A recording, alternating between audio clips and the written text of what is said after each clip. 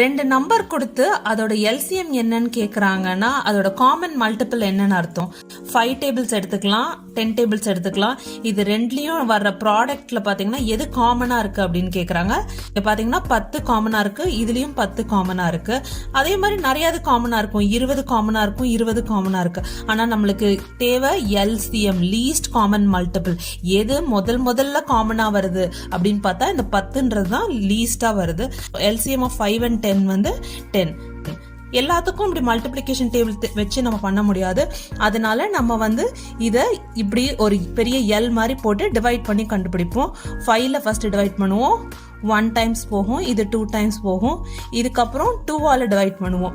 So இதை வந்து 1ன்னு எழுதிடுவோம், 2 வந்து 1 டைம்ஸ்னு எழுதிடுவோம். ஸோ இப்போ எல்சிஎம் of 5 and 10 வந்து 5 into 2ன்னு இங்க இருக்கிற அந்த ஃபேக்டர்ஸை மல்டிப்ளை பண்ணி ஆன்சர் 10ன்னு எழுதுவோம்.